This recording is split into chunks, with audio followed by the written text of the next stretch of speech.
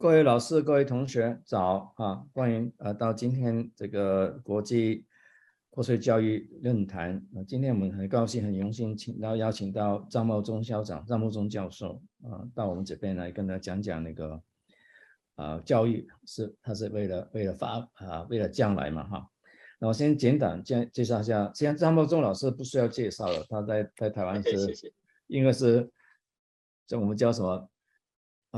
每个人都知道，不过呢，有一些事情可能还是没有完全每个人知道的。他是竹山人呀，就小的时候就在山上嘛，跑来跑去，对不对？可是很重要的事情，他长大之后呢，他就在台湾念了博士，念完博士去美国去工作，做了很重要的发现。在 Rockwell 的时候，他发现一个 HBT， 因为他原来是一个现在的智慧手机它发射一定要用的元件。后来他就去了那个 UCLA 当教授。那后面事情大家都知道，他回来我们那个交通大学当校长。那么之中呢，他拿了得奖很多，就把那个比较重要的，不是重要，就是说我看得到的是哪几位，就是一个就是我觉得应该美国发明家学会重要吧National Academy of Inventors 这个是爱迪生还是会员嘛然后他是那个美国的国家工程学会的院士当然也是我们中研院的院士。他现在是那个 UCLA， 他教他结束他的校长任期之后，他回去 UCLA 继续教书做研究。所以他现在是那个 Distinguished Professor 跟 Vantage Chair Professor。好，那他对台湾的教育，因为他以那个做校长，而且这个经验，他可能就看到很多重要的地方会跟我们分享的。好，张校长，请。OK， 好，我先把这个 OK， 谢谢这个叶教授的这个邀请，非常的高兴，非常的荣幸能够来到我们这个讲坛跟大家 share。My slides are all in English, so understand there may be some international audience. So I will speak maybe both in the English and in the Mandarin.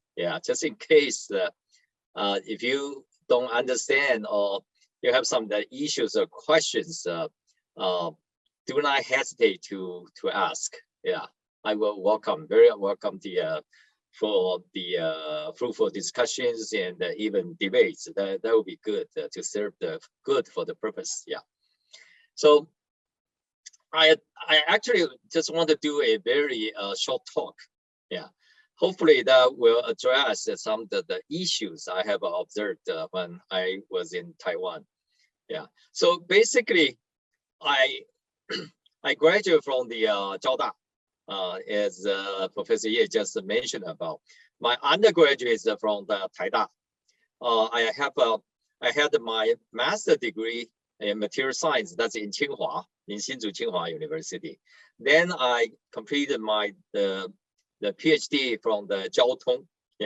I actually did not get the Jiaotong degree because at that time, the universities were not authorized to give out the PhD degrees.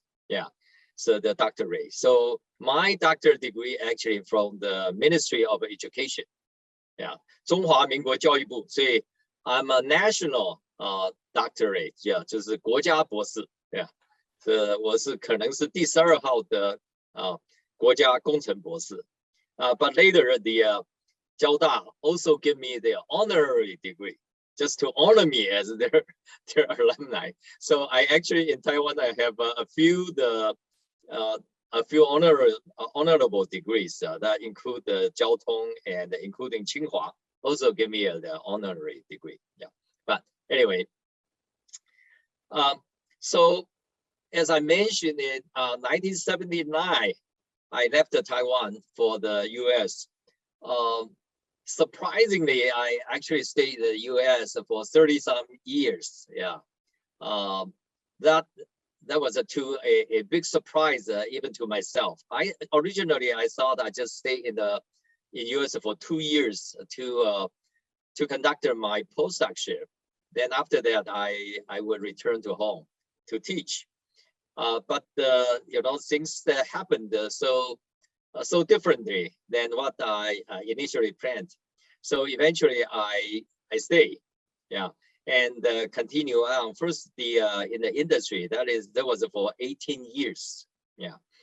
I would maybe talk about a little bit the story later about that.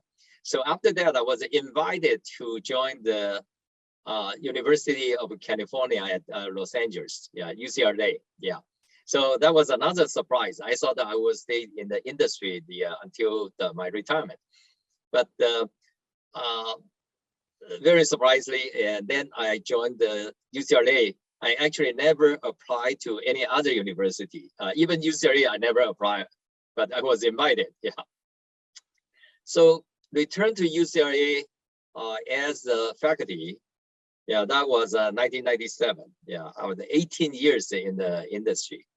So after that, until the 2015, again, I changed my career path a little bit, returning to Taiwan to serve as the president of the National Jiao-Tong University.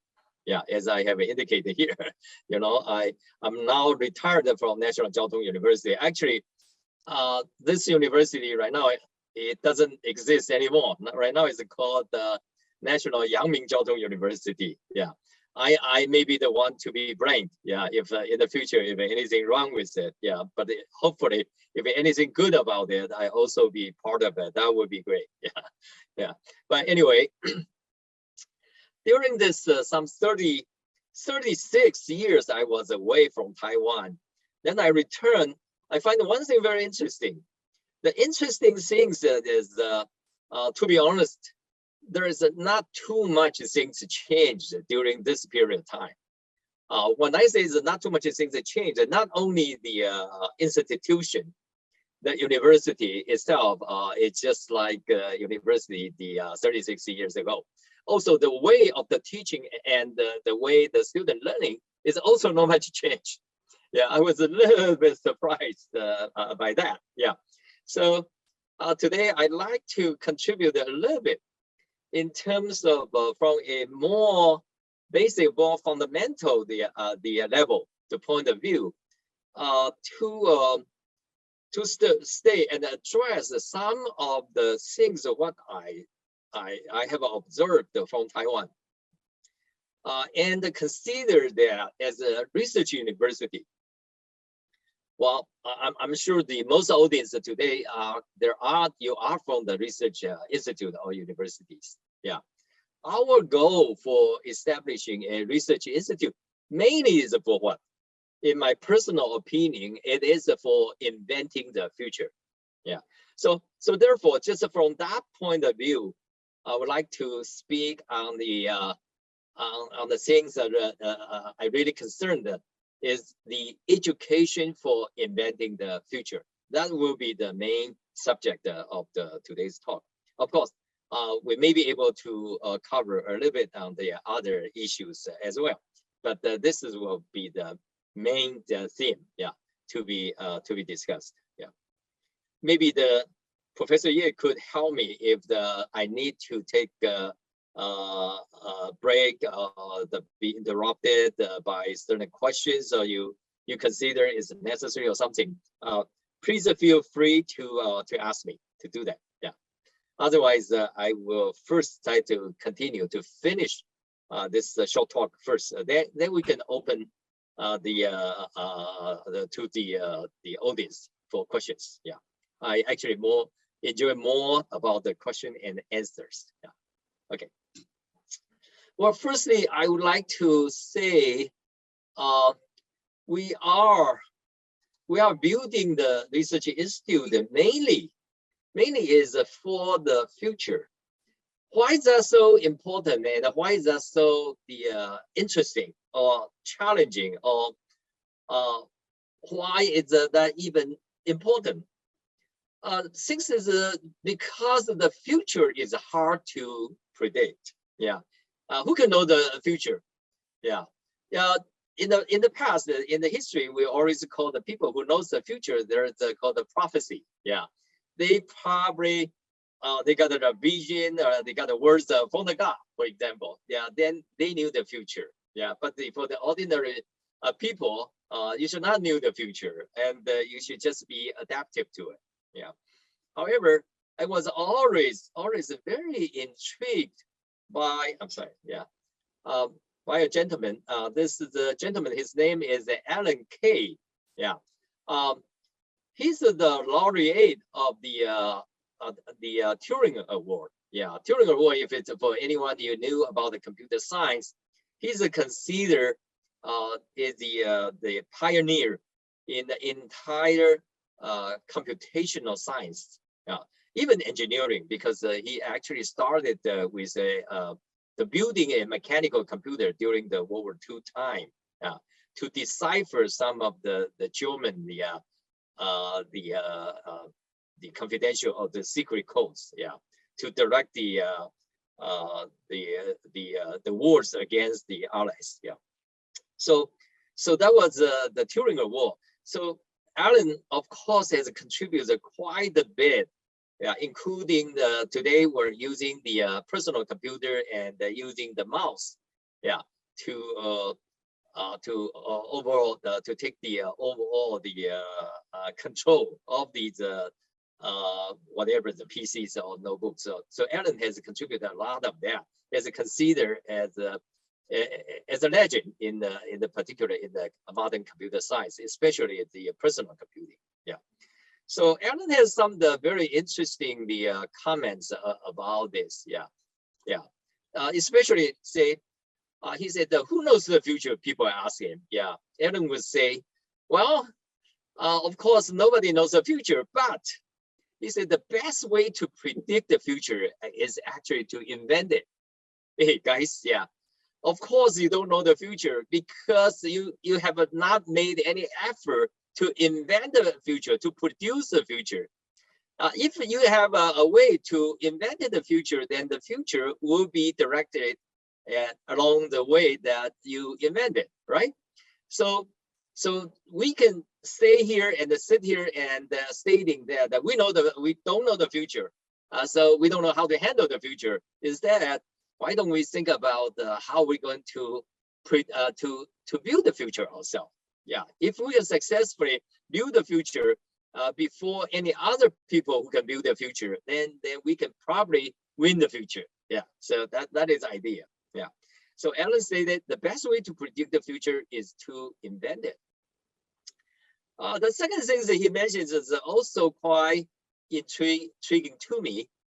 He said that normal is the greatest enemy with regarding to creating the new. Typically, we consider the normalcy as the it's a way it must be. It's already here, and we are already under the normalcy in certain ways. So normalcy must be is something that is it should be. But to Alan's point of view, he doesn't think that's a right way to think about it. He will argue stating that normal is the greatest enemy with regarding to create a new. If you want to create something new, then normalcy is something wrong. Is something, if you regard everything is normal, then you cannot create a new. So instead, you must understand normal not as a reality. So that's our problem. We typically take a normalcy as a reality. So we just could not against the reality. That's right.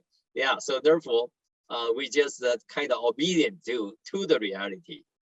Then we cannot create a new.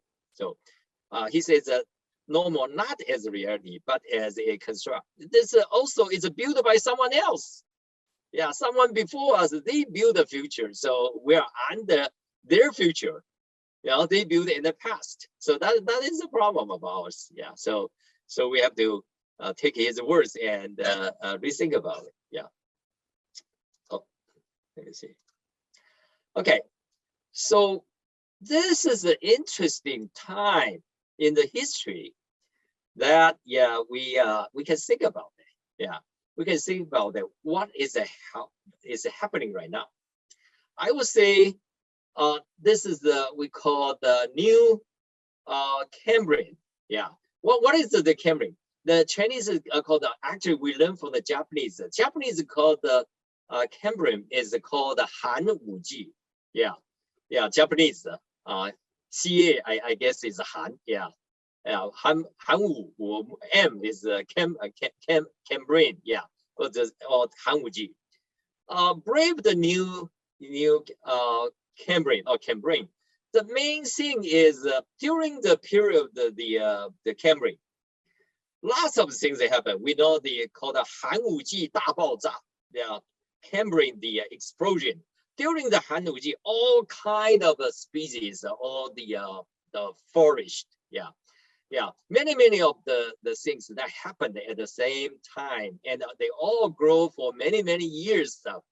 Yeah, with a very success the process to produce the offsprings. The same thing. I think mainly is from the SoftBank, the builder called what is his name? Is called his Chinese name, I guess, is Sun.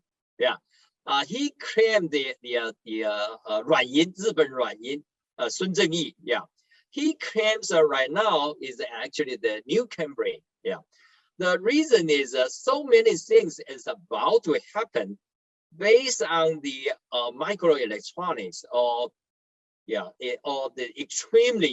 extremely scaled semiconductor. Now we can build enough logic nodes, and we can build enough the memories, enough the size of the memories that we can do so many things that would be considered as impossible in the past, but now it's all possible. Okay, and all those things actually we can just name a few of them. The first one, for example, is the virtual and the physical hybrid systems. We all know we are lived in a so-called physical world.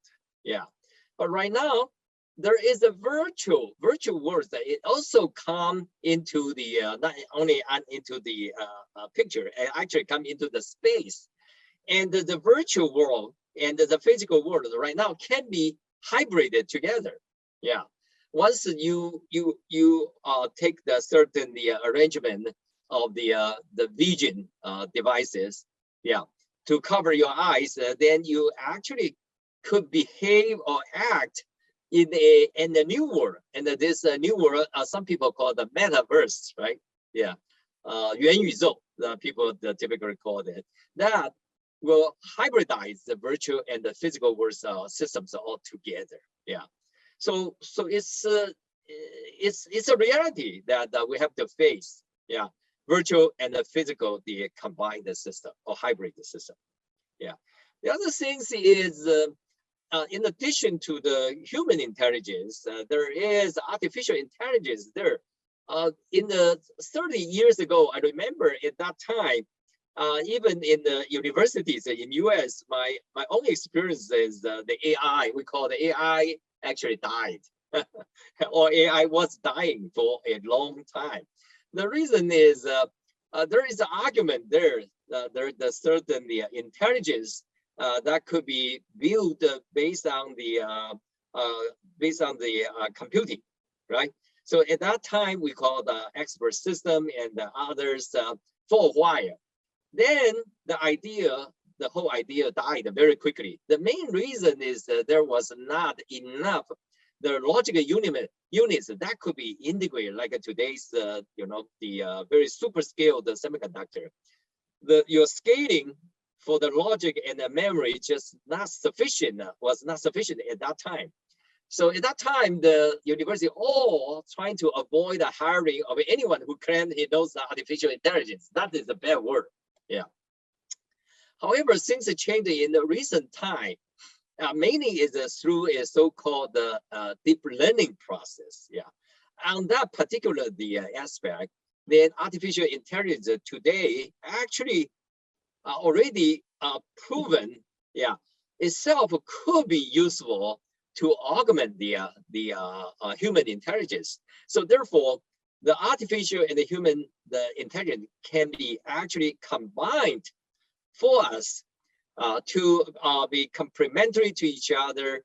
Yeah, when the highly computing stuff require that all the highly logic thinking is required, and those could be joined together to produce the something which we can never do in the past. For example, when you play the Go game, the Weiqi, in the past, in order to be a 黑段高手, the black belt, you just have to keep on competing with each other to learn the skills that you need to master.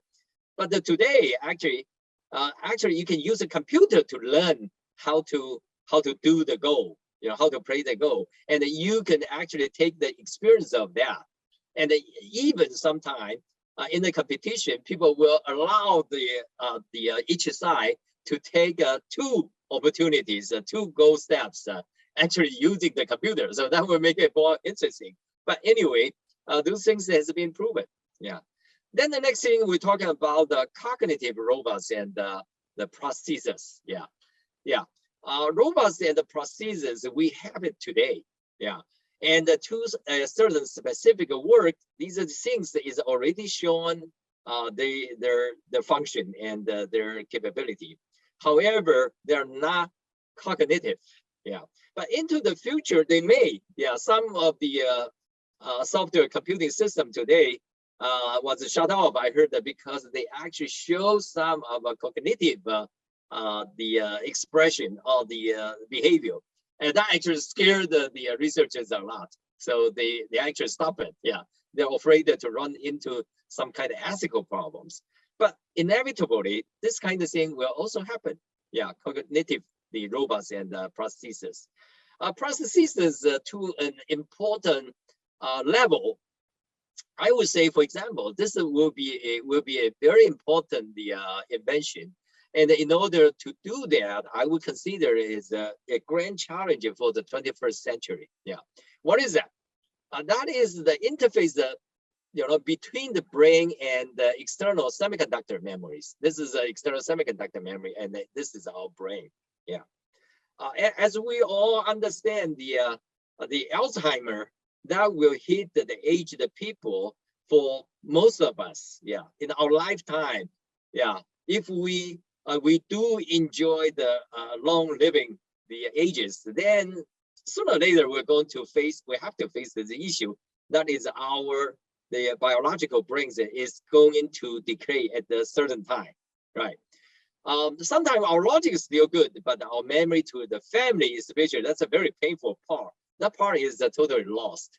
So in that case, how do we link our brain, biological brain, with given by God, and the semiconductor memory externally? Can we link the two? If we can link, at least that can cure or heal the certain part of the memory or logic that may be very useful to us. This kind of thing, I think ultimately is going to happen. Yeah.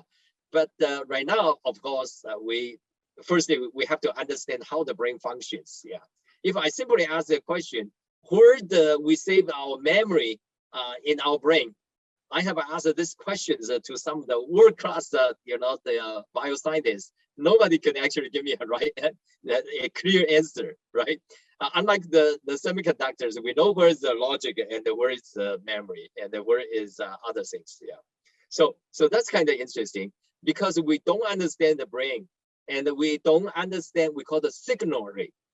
Yeah, the signaling of the brain and the signaling of the semiconductor, they are different. Yeah, although they do have God's mercy, they do have some similarities in between, but a lot of things that they are different. So they cannot communicate and cannot be linked.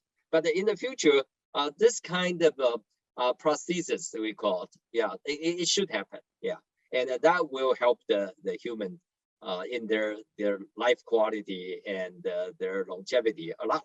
Yeah. So these are maybe more difficult one, but some other things is already happening. The autonomous vehicles driving, the vehicles including both the air, the ground, the marine, and the submarines. Right?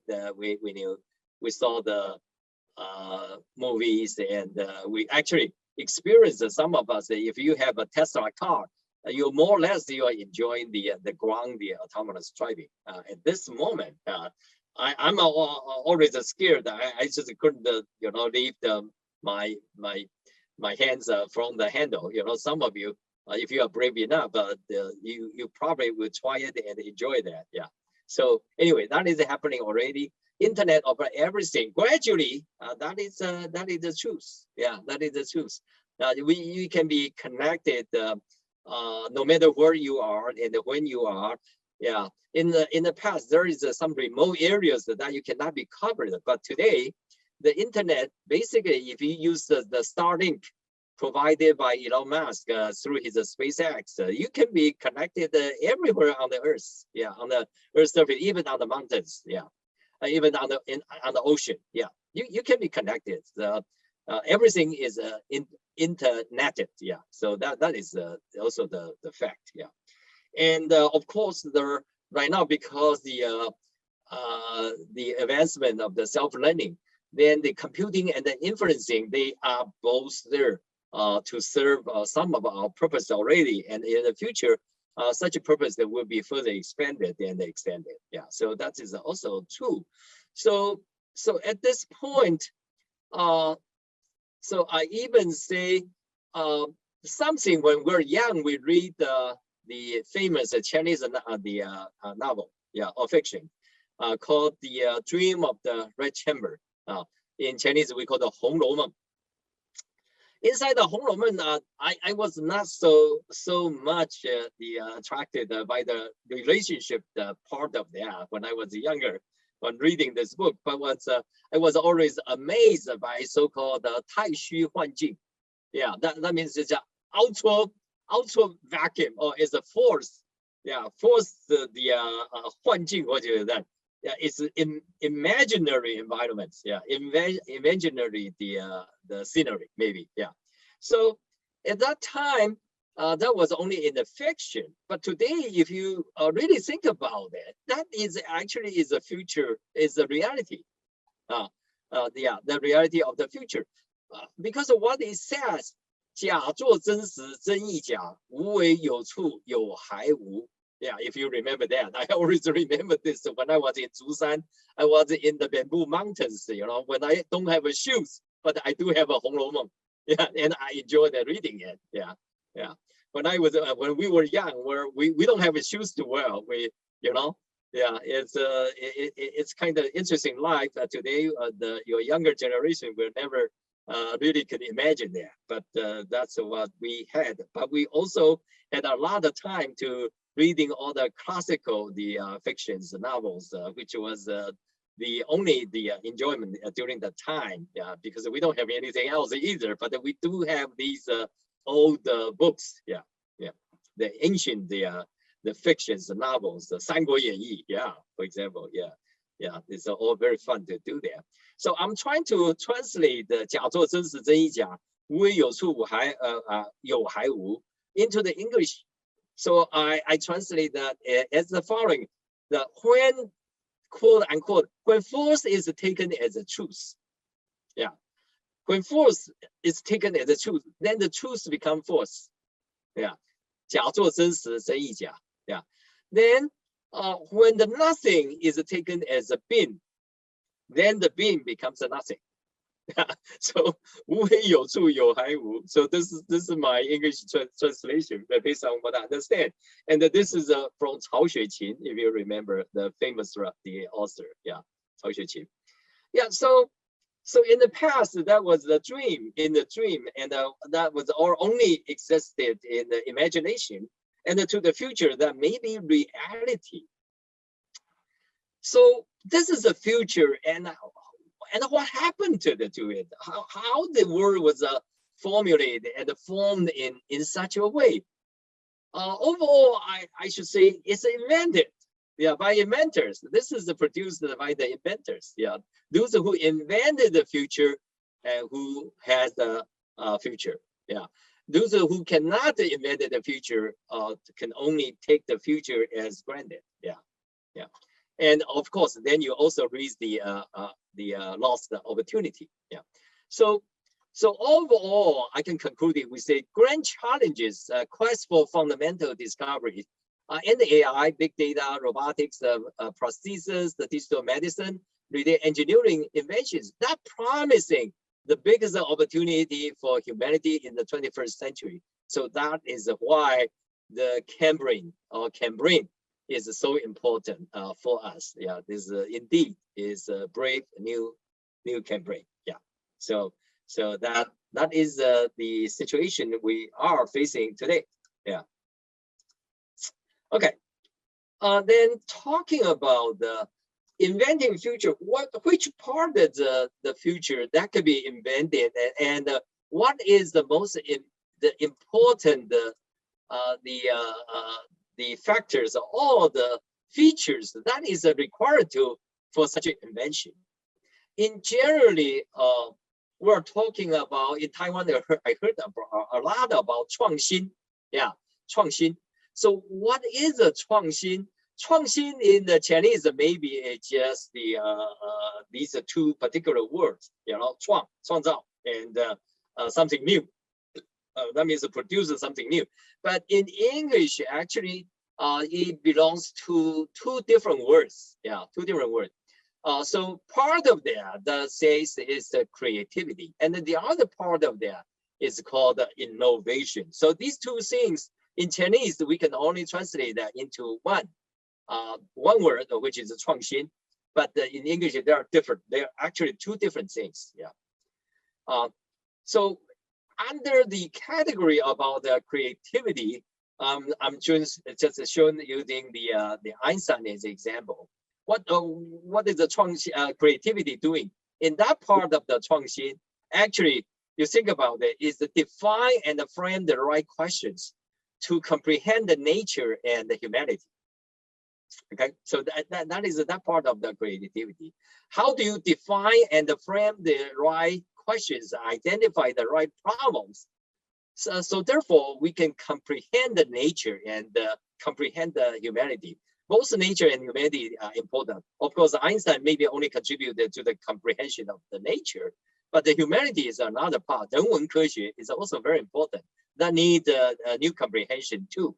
And in the humanity, maybe even more difficult to define and frame the questions. But the creativity all started from define and frame the right questions to comprehend the nature and the humanity. Yeah. Yeah, because of that, then you got the hypothesis, you got the theories, you got the experimental proofs, you got the engineering solutions, IPs, all the parties belong to we call the creativity. Yeah, but the other category actually has a equal importance. That part called innovation. So innovation is different from creativity. Creativity is 从无到有, yeah, from 0 to 1. But the innovation is actually not from 0 to 1, actually is from 1 to many. Yeah. So what is the innovation? I just used the Steve Jobs as a good example. Then you can easier for you to understand that. So innovation actually is define the frame the right questions to comprehend the market and the societal unmet needs. Yeah. What is the unmet needs? Yeah. So that is called the innovation.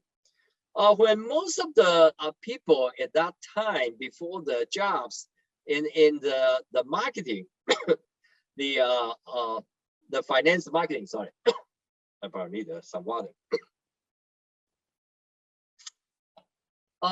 They always asking the consumers' opinions. I give you an example. Before this is a smartphone, there is a company called the Nokia. And this Nokia at that time that dominated the entire world in the cell phone market to a point. A country like Mongolia, this is we're talking about the outer Mongolia. So in the outer of Mongolia, 80% of the people that are actually using the Nokia phone. So 4 months before the smartphone invented by Steve Jobs, the Nokia CEO took the entire company's leadership. They flew to the outer Mongolia, trying to get idea why the entire country will use our product. What's good about our own product? They did not quite believe that, and they want to find out why. So therefore, they went there just to get some idea why their product is good. So to that kind of level, I'm trying to get the feedbacks from the user to determine their future product. But at the same time, there's a gentleman called Steve Jobs. He has a different approaches. When people ask Steve Jobs, where did you get your idea to invent the iPhone or others? Steve said, it's from here, yeah, from my brain, yeah. People ask him, don't you think it's important to get the feedback from the consumers, from the users? Then his answer is no. What is the reason? Then he said, because people, they don't know what they need for the future. And I know what they need for their future. Therefore, I invented that for their future. So that is a totally different idea, different concept of that. And that I would call it is the highest the demonstration of the, what is it called, the innovation. So in between the creativity and the innovation, the Acer founder, the Stan Shi, he liked to show the value of that, involved that with a smiling curve. If you remember, called the 施正荣微笑曲线, yeah, smiling curve. During the smiling curve, the curve, the Stan argued that the manufacturing has the lowest value. Well, remember, that is the one we're doing, TSMC and all others, Acers, you know, Stan's Acers and others, that has the lowest value. So what is it with a high value is there? And the one side is produced by creativity, those involved with IPs and technologies, patents, all that. And then the other side, with a high value, is the brand name and the services. Those are high value added, we call it 附加价值高. And the manufacturing is the very poor one in between.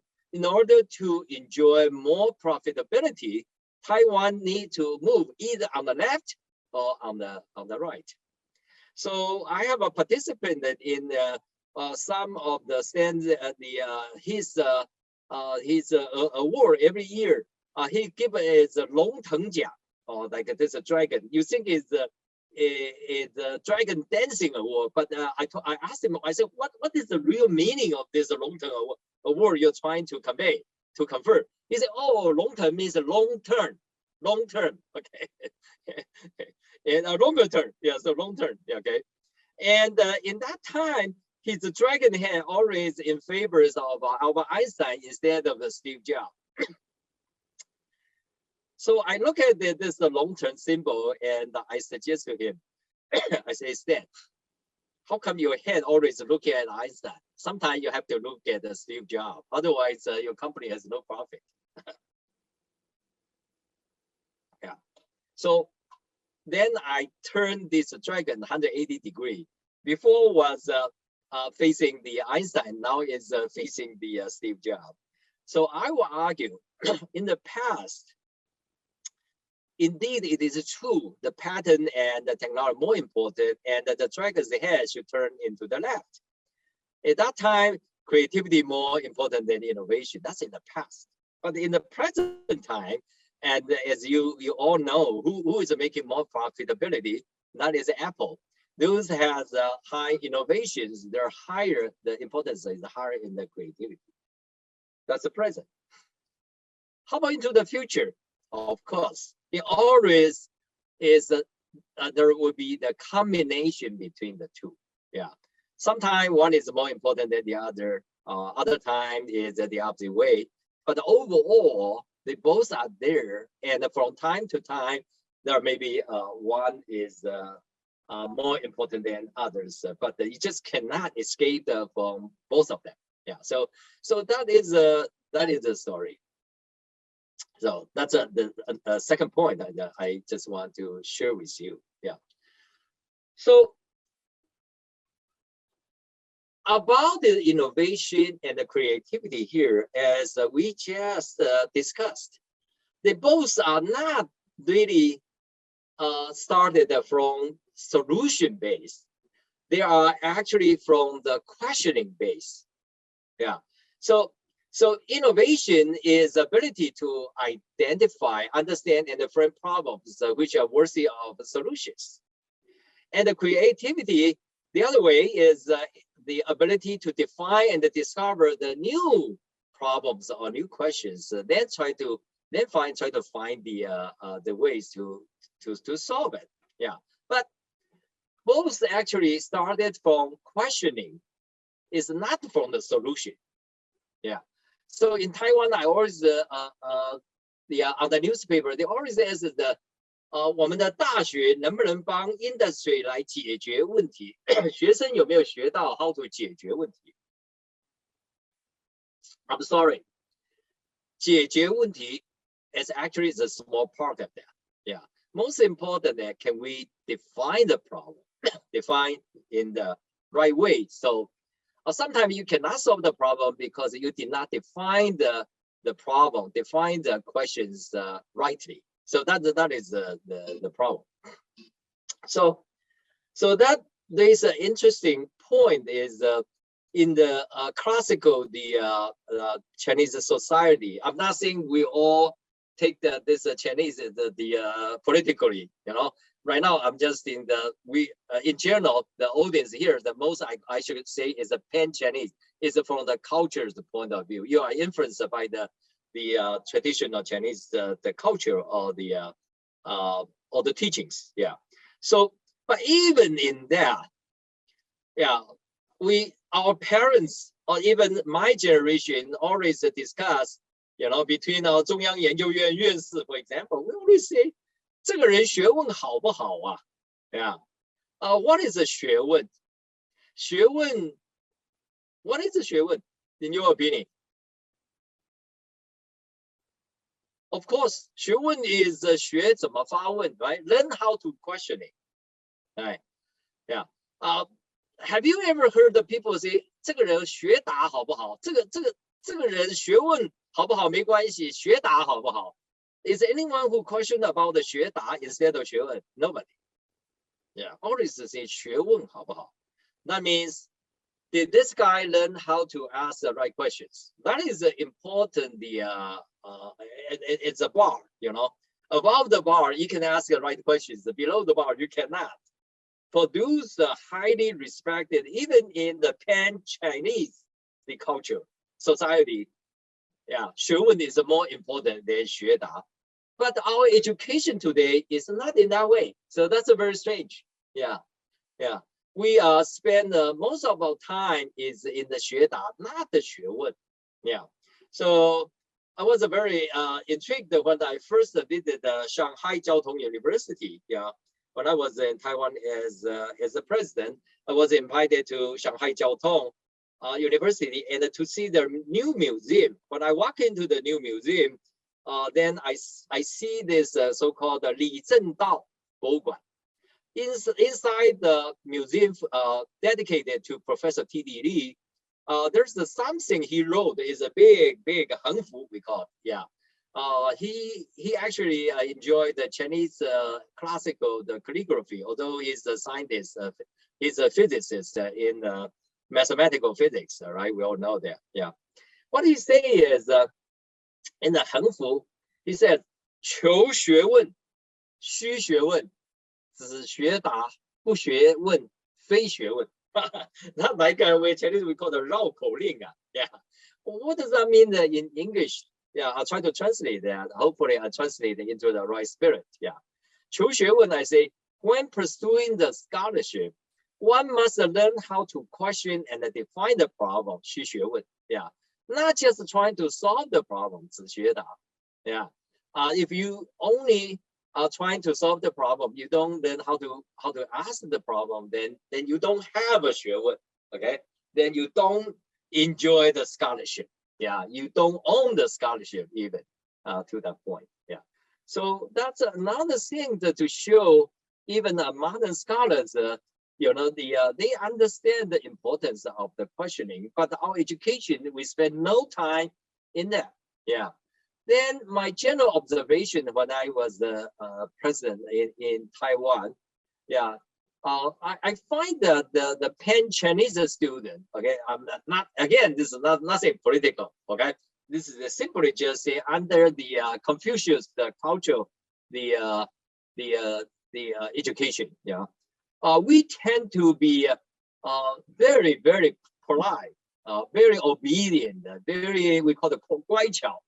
Yeah, yeah. On the UCLA campus, if you see a student, walk close to you, and bow their head and say 老师好, 老师早, this is a student from Taiwan.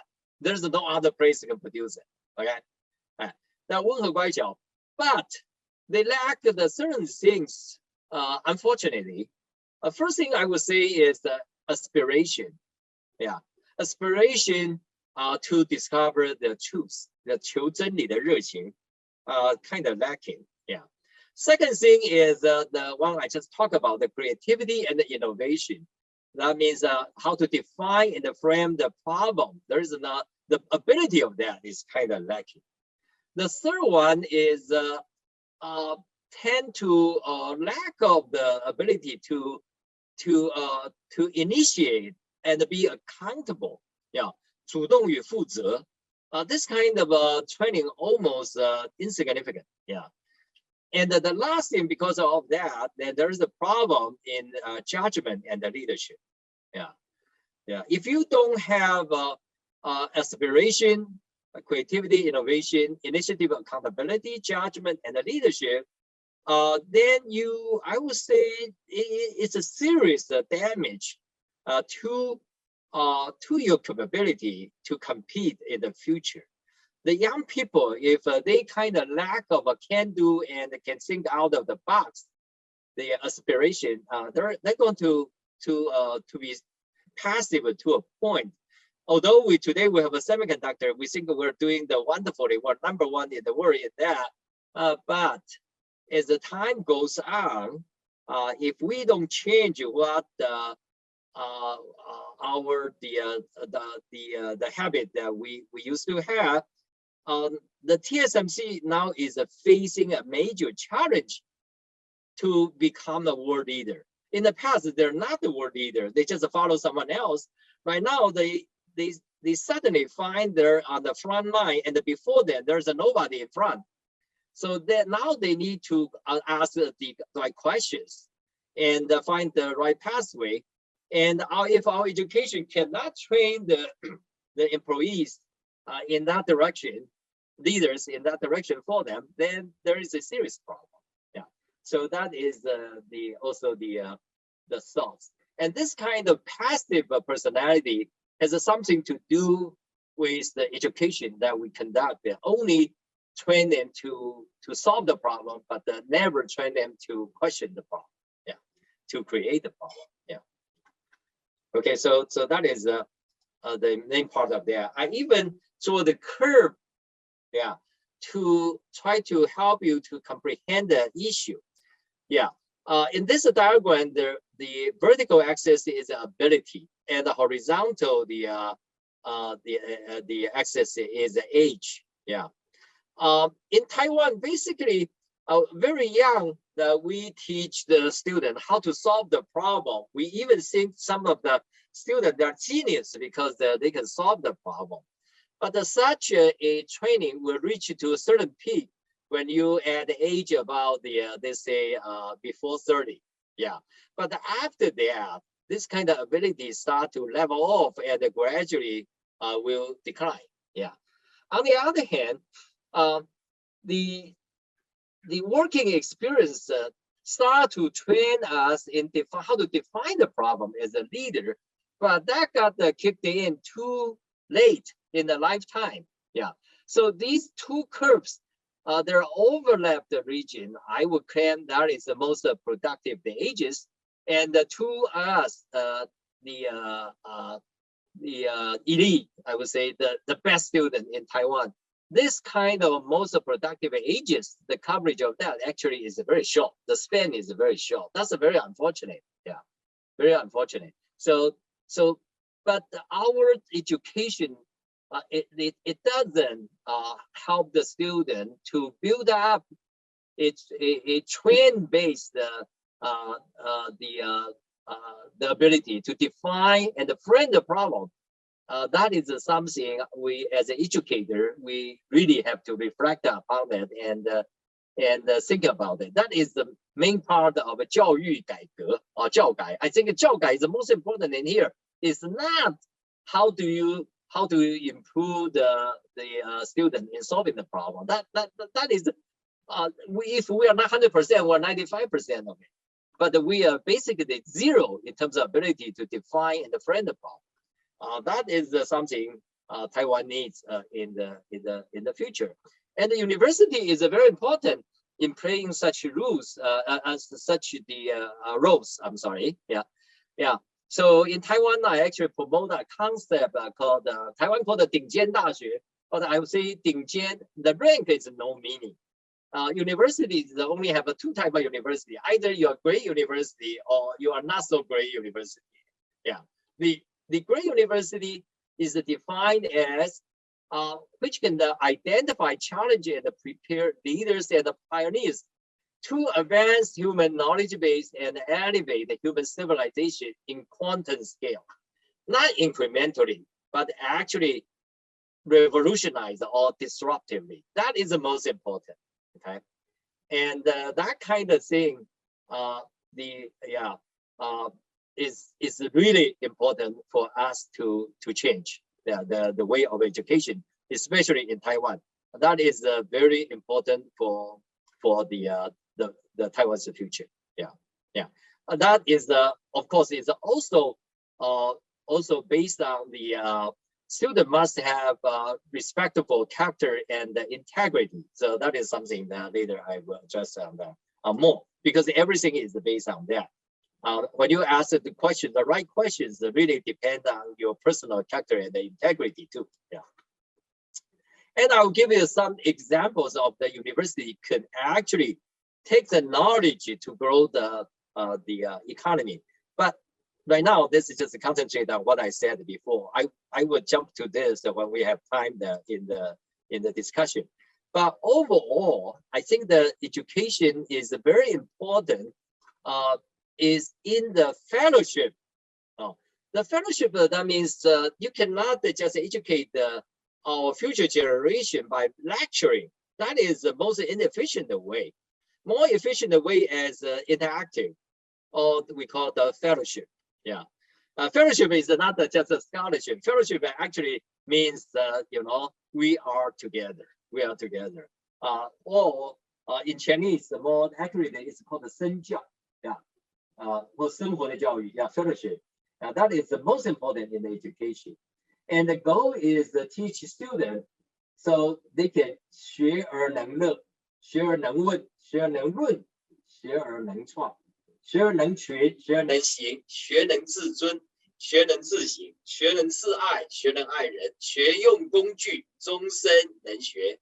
Yeah, in English we say, learn to rejoice, learn to question and define the problem, learn to express oneself, learn to create, learn to team, learn to execute, learn to self-respect and reflect and respect, and respect others, learn to use the tools and with a lifelong mindset. Yeah.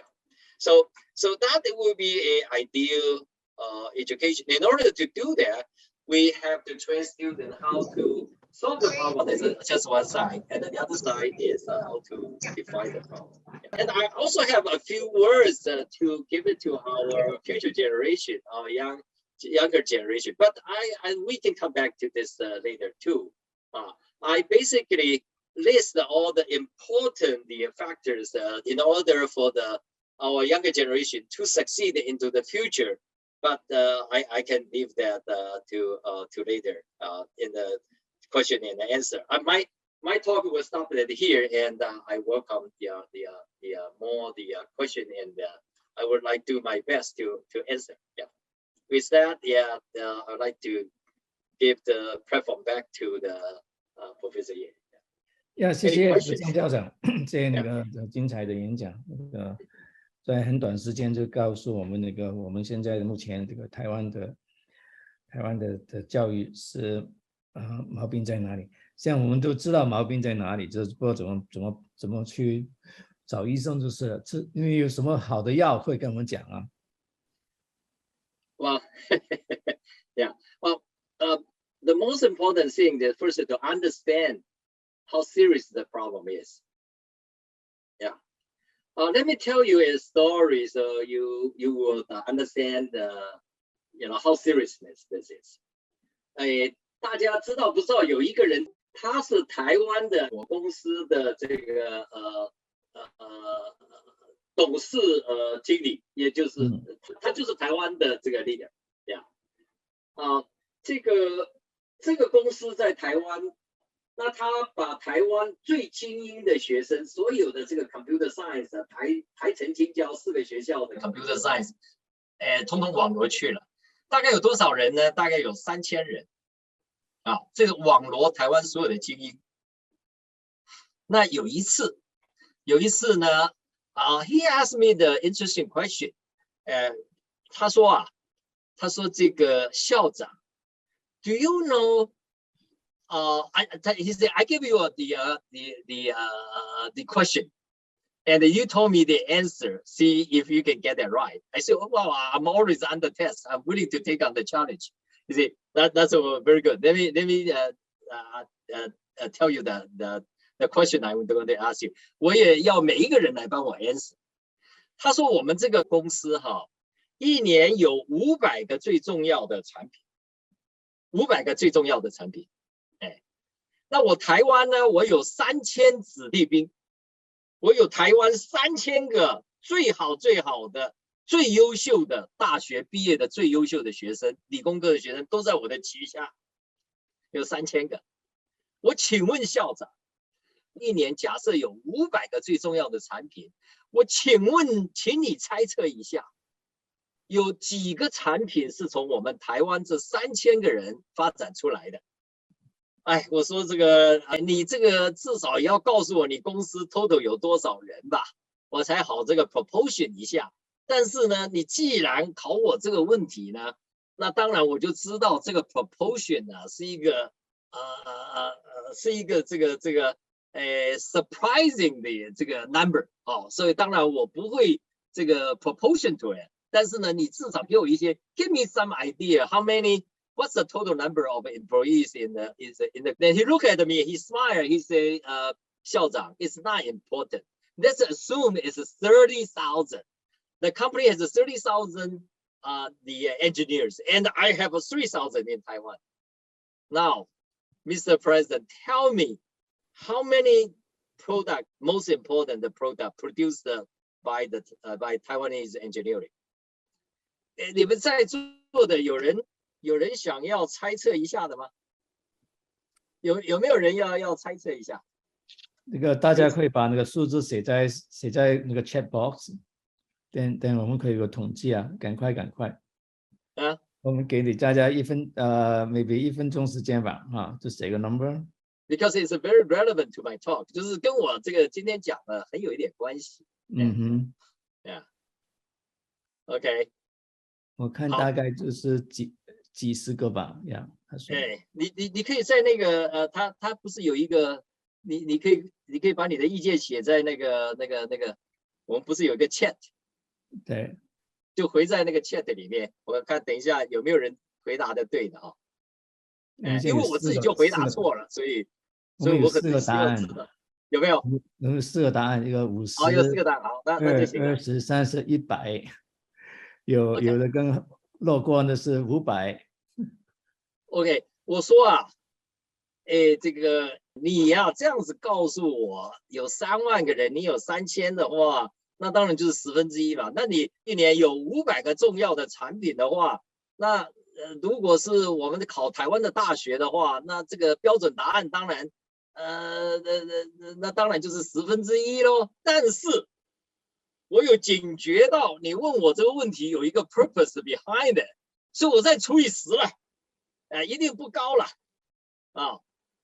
说有500个重要的产品，如果依照 proportion 来的话，你有3000人，total 公司有3万人的话，那你应该有50个啊。那现在的50没有了，好了，我就说5个。I should be right on， 对啊。结果这个董事这个经理告诉我说 ，Mr. President, you are wrong。我说我怎么可能 wrong 太多呢？我 wrong maybe I'm too low。He said no, you're wrong because you're too high. Then I say, well, then what's the answer then? He said 0。他说有500个产品，我有3000子弟兵，都是全台湾当年联招的时候都是前几名进来的，甚至第1名。尤其是现在这个 computer science， 呀，我说那怎么可能呢？我说你每天都在吃白饭哦，你们都在吃饭混日子喽。我说那你们都在假崩了，是不是？你们每天是不是都在吃白饭的？呀，你们在干什么？他说不是的，不是的。他说校长，他说我们总公司每年要 handle 500个产品啊，一大堆问题。一会儿有物理的问题，总公司把这个物理的问题送来给我们。There is a problem in physics。说你给我解决这个问题。现在我们遇到了这个重要的物理问题，解决不了。Then Taiwan we form a team to solve the physics problem。当然了，我们有台大物理系，有清华物理系，有成大，有交大物理系的，我们顶尖的都在我们这里了。还有教授们一起来了，通通来救火的 firefighting， 帮 industry 解决问题嘛。那我们自己 industry 当然就是帮自己 industry 解决问题啊。我们去解决问题，我们搞了1个月，问题解决了。Then we tell the headquarters, we solved the physics problem. Okay, now the answer is here. 我们把物理问题送去了。总公司怎么说呢 ？Thank you very much， 谢谢。下面有什么？下面就没有了，就没有了。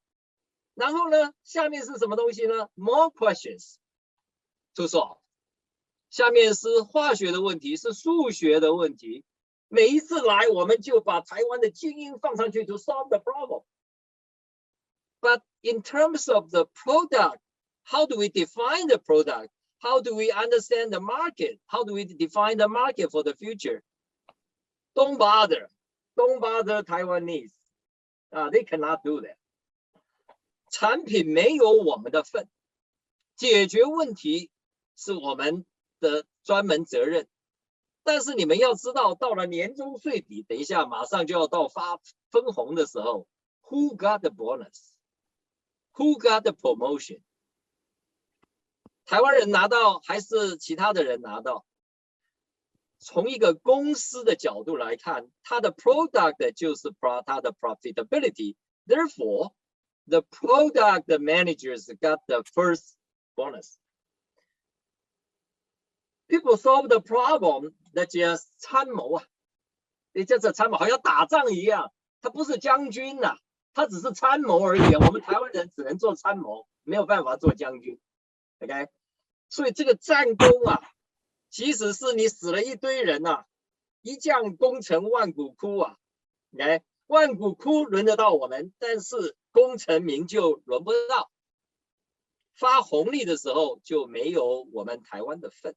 因为我们台湾一个 product 都没有做过，但是所有的最 dirty 的 problem， 最难解决的 problem 都是用台湾的 team 来解决。你有3000人在这里嘛，也好好给我解决问题就好了。But don't even think about the product because that's beyond you。为什么？我听了以后非常的 intrigue， 我才知道说严重到一个什么样的一个程度。今天我们看到印度人 Indians, they become the head of the U.S. company. The Indians, they become prime minister of the United Kingdom. They already become the prime minister in the past for Ireland. Yeah. But there is no Chinese in that kind of position. None. Okay? None. Because of what? Because we cannot define and frame the problem. the Nobel Prize, honestly, is only given to those who first define the problem. It's not the one who actually did the best problem solution. 最近刚刚拿到的诺贝尔奖，讲到这个 quantum entangling， 谁拿到诺贝尔奖？美国的、欧洲的 scientists 拿到诺贝尔奖，但是做的最好的是谁？做的最好的现在是中国大陆的潘教授，在这个 Chinese Science and University of the Chinese Science and Technology 在安徽，他真正的证明这个 quantum entangling over tens of the thousand miles。但是诺贝尔奖有没有他的份？没有。谢谢潘教授，做得好。现在我们终于证明了这个是真的。Nobel goes to the US scientists, go to European scientists. Because of what? They are the initial ones who define the problem and frame the problem. Albert Einstein, 我们都认为他是圣人，是 physics 的圣人。Albert Einstein 的数学好不好 ？OK 啦，应该是比我好，比我们好。但是比起真正第一流的的数学家，他算不上是好的数学家。哎，对，但是他就是有一个不同的这个能力。这个能力是什么呢？他就是能够 define and frame the problem。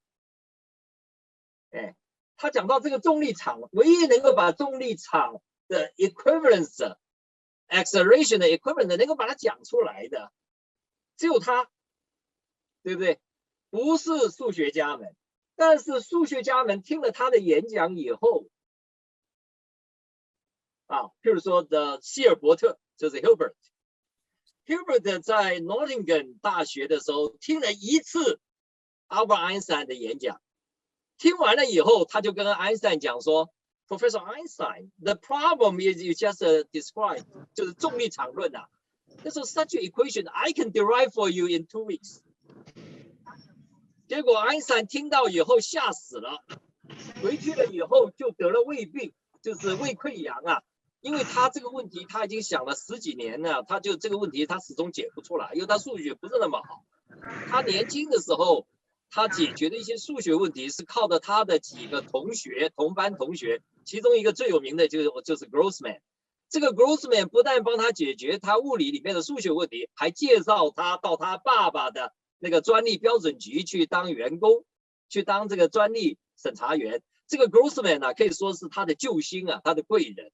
他如果不是 Grossman， 他啥也搞不出来。但是他就有一种天生的能力，他可以 define and frame the problem。这个让他功成名就，而且真正的成为一个一等的这个物理学家。但是就解决问题 ，solve the problem，I'm so sorry。He is not the best。结果15天以后，爱因斯坦病在床上不起。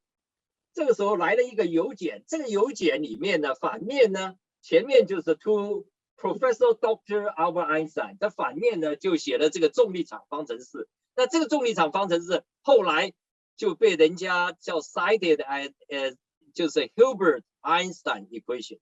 这个就是今天所谓的重力场论。这个重力场论不是爱因斯坦最先导出来的，是 Hilbert 只有听他一次演讲，就好像你今天听我的演讲听了一次，你以后的创造发明比我还行很多你只需要听一次，听到对的消息。那爱因斯坦怎么样能够成就为世界最伟大的物理学家呢？这个是不是值得大家也想一想？我们华人在过去300年呢，就对世界的这个科技文明可以说是没有贡献，贡献微乎其微了，有那么一点点。但是比起其他的民族，你譬如说比起这个Israel， 比起以色列人的话，以色列的人口 total 的 population 全世界多少？你们知道吗？有人知道以色列人在这个世界上有几个吗？大概你们没有注意过，大概有2500万人。一点点多过我们在台湾的2300万人，但是他在整个诺贝尔奖里面拿过奖的这个次数是占差不多20到25%。它的人口是整个 worldwide population 的0.2左右，但是他拿到25% 的 Nobel Prize， 也就是说，你如果身为一个 God bless 的这犹太人的话，你拿到诺贝尔奖的机会呢，大概是华人的不只是华人，是普通一般是这个全世界其他民族的人的100倍，你的 chance 是100 times。OK， it's not a few times, it's 100 times。为什么呢？你去看看犹太人怎么样教他的小孩。那么我最近几年因为跟这个 Israel 有一些 contract， 所以我几乎每年都必须要去 Israel。我到 Israel 我会发现最重要的一点呢，我要告诉大家的话 ，to my surprise， 他的课堂的秩序是一团糟啊，一团乱的呀。小孩子每个人都举手争着要发言，没有人要听老师讲的课。如果我不是 exaggerating 的话，呀。那么我们的小朋友们都排坐，对，每个人都 very rigid 的安坐在他自己的位置上 ，listening to the doctrine， yeah, to the existing principle。但是 to the Israel educator, they think it's a process in creating the problem and debating. Yeah, seeking the truth is not from listening and lecturing. Seeking the truth is by actually looking for the truth through all means. 所以这个在教育上我们吃了一个很大的亏，我们花了100%的时间 ，OK， 来学这个 learn how to solve the problem。那么到了大学以后啊，你 solve problem 的能力比你在高中还要差。为什么？因为你已经 saturate 了，已经开始 decay 了，对呀。那你 solve the problem 还不如 stop 在高中就好。但是你这个 define 跟 frame problem 的这个教育啊，你如果不早一点开始的话，那么结果呢，你这个 overlap 的时间呢就很短啊，就是我刚才讲到的，你那2个 overlapping 的时间就非常的短。如果在那样的一个情况之下then the time you can accomplish something, you can invent the future. Is very chance is low. It's very low, unfortunately. Yeah. So that's what I'm trying to convince you today. Yeah. 还有没有其他的问题？ Yeah. 尤其是有关某公司，我在台湾公司的这个非常好的一个借鉴。Yeah. 对，谢谢张校长，你 you're very convincing。我在说，我有次看到你一个文章，那时候你还在台湾当校长，我不说那个学校叫什么名字了，因为你就文章上骂这个大学的学生说他们像木头，就不发问呀。我也不把这个学校名字写出来，就是讲出来了。我有一次我去印度访问。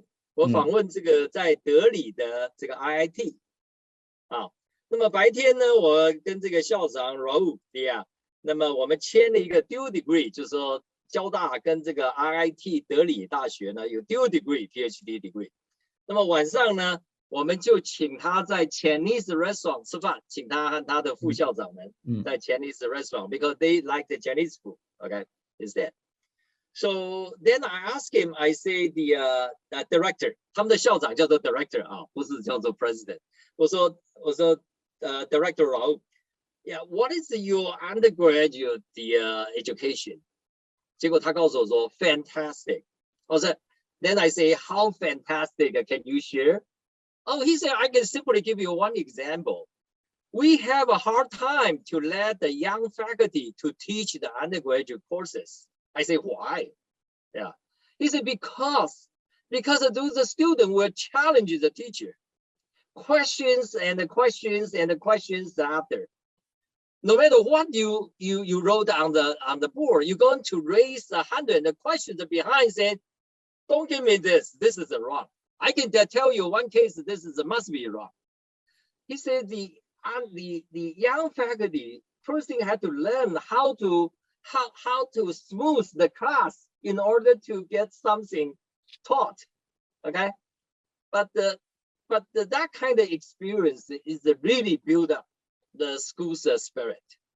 所以你可以知道，为什么在美国这些大公司的最大的经理人都是 RIT 教出来的？他们在美国并没有念过什么书，你仔细去看看，不是因为在美国的 education 把它教好了，而是在印度的 education 就把它教对了 ，which is very different。那么我们是希望到美国以后，美国的大学把我们台湾的学生给教对、教好，that's a little bit late， 对啊，有一点晚了，对啊。我们这个那个听众里头有不少是老师嘛哈，所以我就说一句话，那个张校长，你可以把你刚才有个图啊，那个 overlapping 那个就是那个是problem 什么，这个就是说解决问题跟哈那个图等一下，我那个图跑到哪里去了？我现在找一下。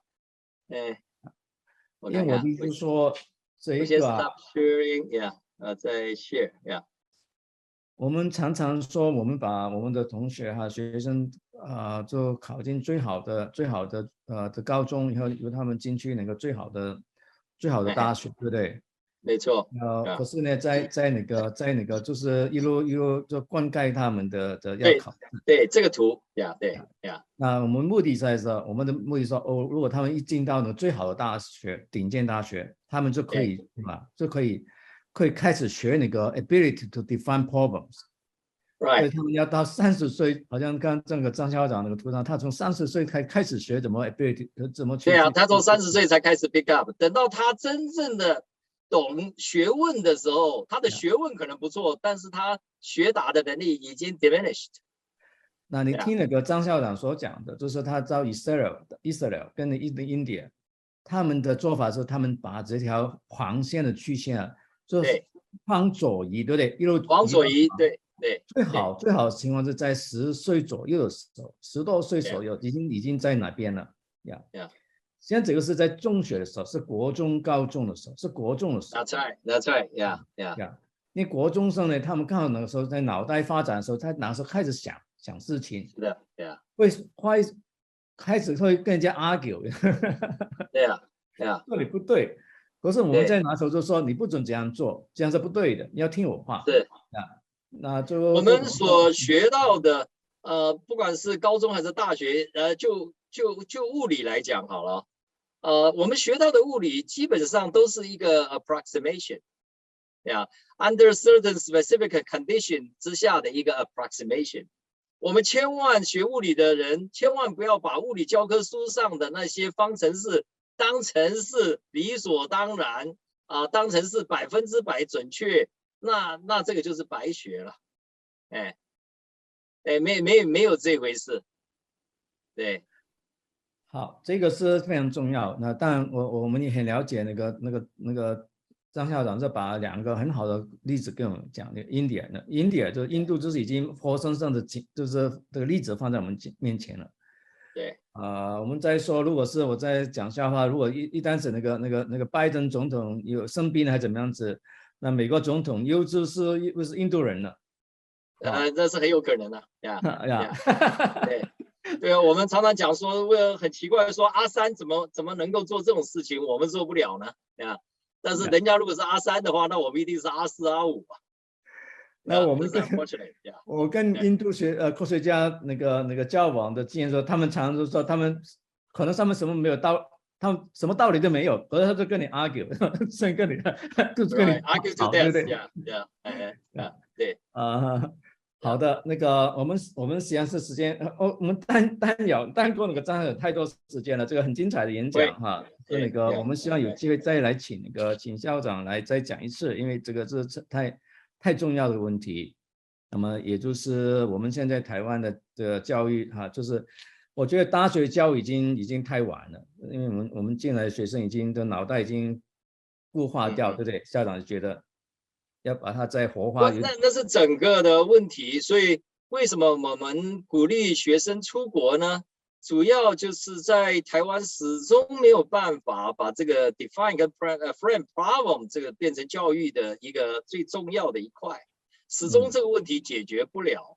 那么研究生呢，好像是这个教授的这个 technician 或者是这个就是帮他打工而已取一些 data 什么东西的那这样子的话，他永远没有办法跨越过自己的老师，所以就变成了limited 啊，越来变成越小啊，在世界上其他的这个先进的国家，他们的教育是学生永远比老师强啊，那这个我们就有很大的麻烦啊，所以这个才是一个真正的问题。我们今天一直worry about 学校的 ranking， 但是那个 ranking 它大部分都是在 ability to solve the problem side， so that's not the whole problem。这个就台湾的大学就是 ranking 再差一点，那也不是个问题。但是现在问题是，你即使是你台湾大学，我的母校，它这个 ranking 再好，它也不能把我们训练成能够 define 跟 friend the problem，then they're not the best education institute。我们反过来看嘛，我们反过来看，印度有哪个学校是 ranking 是 top 50 或 top 10？没有啊，没有啊，应该是没有啊。那伊斯兰也没有嘛，对不对？没有，对啊，对啊，对啊。right，好的。那么我顺便在结束之前再跟大家做个广告，就是说我们在12月的时候有另外一场我们是每3个月1次的这样的演讲，这个论坛，就是下一场在12月是的 Stanford 大学的那个 Carl Wyman 教授，他是物理学的，他拿诺贝尔奖2005年，可是他对那个科学教育非常有兴趣，所以他大概讲的就是不是讲物理，就是讲科学教育。我谢谢大家欢迎大家再来上场。好，张校长，谢谢你。 OK， 好，谢谢大家，有空我们再见。